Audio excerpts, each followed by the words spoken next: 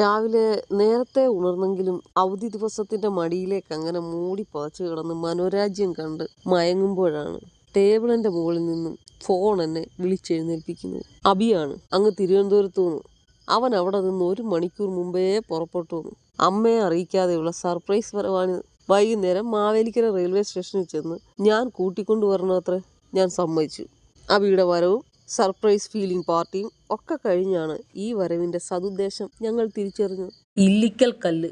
കുറേ നാളായി അബി ഈ പല്ലവി പറയാൻ തുടങ്ങിയിട്ട്. പല പല കാരണങ്ങൾ കണ്ടെത്തി അപ്പോഴൊക്കെ ഒഴിഞ്ഞു മാറുകയായിരുന്നു.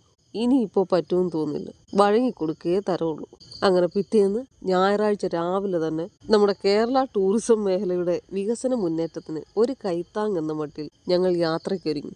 വഴിയോരങ്ങളിൽ നിന്ന് വാങ്ങിക്കഴിക്കുന്ന ഭക്ഷണം ആരോഗ്യത്തിനെയും യാത്രയെയും ദോഷമായി ബാധിക്കുമെന്ന നിലപാടിൽ അബിയുടെ അമ്മയും, അമ്മയുടെ കൈകൊണ്ടുണ്ടാക്കിയ ഭക്ഷണം രുചിയോടെ സമാധാനമായ അന്തരീക്ഷത്തിൽ സ്വാതന്ത്ര്യത്തോടെ കഴിക്കാമെന്ന സന്തോഷത്തിൽ അബിയും ചെലവ് ചുരുക്കലിന്റെ ഭാഗമായി കണക്കുകൂട്ടി ഞാനും യാത്ര പോകും വഴി കുടിക്കുവാനുള്ള വെള്ളവും ഫ്രൂട്ട്സും ഭക്ഷണവും ഒക്കെ വണ്ടിയിൽ കരുതി.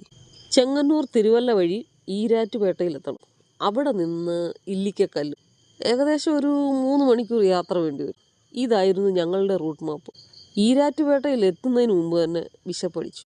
വഴിയോരത്തെ തണൽ മരത്തിന് ചുവട്ടിൽ പടിഞ്ഞാറ് നിന്ന് എത്തുന്ന ഇളം തെന്നലിൻ്റെ തലോടലിൻ്റെ ആർദ്രതയും ചൂട് ചായ, ദോശ, ചമ്മന്തി, ജോൺസൺ മാഷിൻ്റെ പാട്ടും, ആഹാ അന്തസ് എന്ന് പറഞ്ഞ് എഴുന്നേറ്റ നിമിഷങ്ങൾ എന്നും ഓർമ്മയിൽ നിലനിൽക്കുന്ന അനുഭവമാണ്.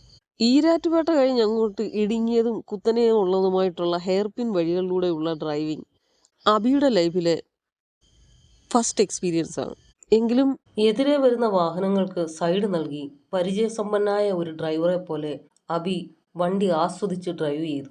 ഇല്ലിക്കൽ കല്ലിനോട് അടുക്കുംതോറും പ്രകൃതിയുടെ പുതിയ ദൃശ്യവിരുന്നുകൾ ഞങ്ങളെ സ്വാഗതം ചെയ്യാൻ ഒരുങ്ങി നിന്നു. ചിലയിടങ്ങളിൽ വാഹനം നിർത്തി അബി ദൃശ്യങ്ങൾ മൊബൈലിൽ പകർത്തി.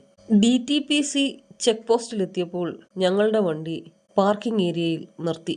ശേഷം ഇല്ലിക്കക്കല്ലിനടുത്തേക്ക് പോകുവാനുള്ള ജീപ്പ് സർവീസിന് ടിക്കറ്റ് എടുത്തു. മലനിരകൾക്കിടയിലൂടെ വളഞ്ഞ് ചുറ്റിത്തിരിഞ്ഞ് ആടിയുലഞ്ഞു പോകുന്ന ട്രക്കിംഗ് യാത്ര വേറിട്ടൊരു യാത്രാനുഭവമായിരുന്നു. ഒടുവിൽ ജീപ്പിൽ നിന്നിറങ്ങി ഞങ്ങൾ ഉത്സാഹത്തോടെ മല കയറാൻ തുടങ്ങി. മുകളിലേക്ക് കയറുവാനും താഴേക്കിറങ്ങുവാനും സുരക്ഷയുടെ ഭാഗമായുള്ള സ്റ്റീൽ കൈവരികളിൽ പിടിച്ച് ഞങ്ങളങ്ങനെ വിനോദസഞ്ചാരികൾക്കൊപ്പം ഇല്ലിക്കൽ കല്ലിനോടടുത്തു. ഉയരങ്ങളിലേക്ക് കയറും തോറും മൊബൈലിൻ്റെ നെറ്റ്വർക്ക് കുറഞ്ഞു. സമുദ്രനിരപ്പിൽ നിന്ന് ഏകദേശം 3400 അടി ഉയരത്തിൽ 3 പാറക്കൂട്ടങ്ങൾ ചേർന്നാണ് ഇല്ലിക്കൽ കല്ല് രൂപം കൊണ്ടിരിക്കുന്നത്. പശ്ചിമഘട്ടത്തിലെ ഏറ്റവും ഉയരം കൂടിയ കൊടുമുടികളിൽ ഒന്നാണിത്. ഇതിൻ്റെ ഏറ്റവും മുകളിൽ നിന്ന് നോക്കിയാൽ അങ്ങ് ദൂരെ അറബിക്കടലിനെ നേർത്തൊരു നീലരേഖ പോലെ കാണാൻ സാധിക്കുമെന്നാണ് പറയപ്പെടുന്നത്. ഈ മലനിരകളിൽ നിന്നും ഉത്ഭവിച്ചൊഴുകിയിറങ്ങുന്ന നീർച്ചാലുകളാണ് മീനച്ചിലാറായിട്ട് അവസാനം മാറുന്നത്. കൂടാതെ മല കയറുമ്പോൾ മറ്റൊരു രഹസ്യവും എനിക്ക് ഓർമ്മ വന്നു. ചേതനയറ്റ അവസ്ഥയിൽ നിന്നും ജീവൻ നൽകുവാനും ഇരുമ്പിനെ സ്വർണമാക്കി മാറ്റാനും തക്ക ശക്തിയുള്ള നീലക്കൊടുവേലി എന്ന അത്ഭുത സസ്യം ഈ മലനിരകളിൽ വളരുന്നുണ്ടെന്നാണ് വിശ്വസിക്കപ്പെടുന്നത്. ഭാഗ്യാന്വേഷികൾ ഈ സസ്യത്തിൻ്റെ കമ്പ് നേടിയെടുക്കുന്നതിന് വേണ്ടി ഈശ്വരൻ്റെ കാക്ക എന്നറിയപ്പെടുന്ന ഉപ്പൻ അഥവാ ചെമ്പോത്തിൻ്റെ കൂട് കാടുകളിൽ പോയി കണ്ടുപിടിച്ച് അതിലെ മുട്ടകളിൽ ഒന്നെടുത്ത് ശക്തിയായി കുലുക്കി തിരികെ കൂട്ടിൽ തന്നെ വെച്ച് മടങ്ങും. സമയമായിട്ടും തൻ്റെ മുട്ടകളിലൊന്ന് വിരിയാതെയാകുമ്പോൾ ഉപ്പൻ നീലക്കൊടുവേലി തേടിയിറങ്ങും. അതിൻ്റെ കമ്പ് കൊണ്ടുവന്ന് വിരിയാത്ത മുട്ടയ്ക്ക് സമീപം വയ്ക്കും. അങ്ങനെ ആ മുട്ടയും ഉപ്പൻ വിരിയിച്ചെടുക്കും. കിളിക്കുഞ്ഞുങ്ങളുമായി ഉപ്പൻ കൂട് വിട്ടു പോകുമ്പോൾ മുട്ട നശിപ്പിച്ച മനുഷ്യർ തിരികെ എത്തി ആ കൂട് കൊണ്ടുവന്ന് ഒഴുക്കുള്ള നീർച്ചാലിൽ മുക്കും. അപ്പോൾ ഒഴുക്കിനെതിരെ പോകുന്ന കമ്പ് അവർ സ്വന്തമാക്കും. ആ കമ്പാണത്രേ നീലക്കൊടുവേലി. പണ്ടത്തെ അത്ഭുത കഥകളിൽ കേട്ടിരുന്ന നീലക്കൊടുവേലി ഞാൻ കണ്ടാലും തിരിച്ചറിയില്ല എന്ന ആ ഒറ്റ കാരണത്താൽ നീലക്കൊടുവേലി രക്ഷപ്പെട്ടു. ഞാനീ പറഞ്ഞത് തമാശയായി തള്ളിക്കളയേണ്ട ഒന്നല്ല കേട്ടോ. മനുഷ്യൻ്റെ അടിസ്ഥാന സ്വഭാവങ്ങളിൽ ഒന്നാണിത്. മനോഹരവും മൂല്യമുള്ളതുമായ എല്ലാത്തിനെയും സ്വന്തമാക്കി തൻ്റെ വാസസ്ഥാനത്തിന് മികച്ച ജീവിതം നയിക്കുവാനുള്ള അത്യാഗ്രഹം മനുഷ്യ മനസ്സുകൾക്കുള്ളിൽ ഗൂഢമായി ഒളിഞ്ഞു കിടപ്പുണ്ട്.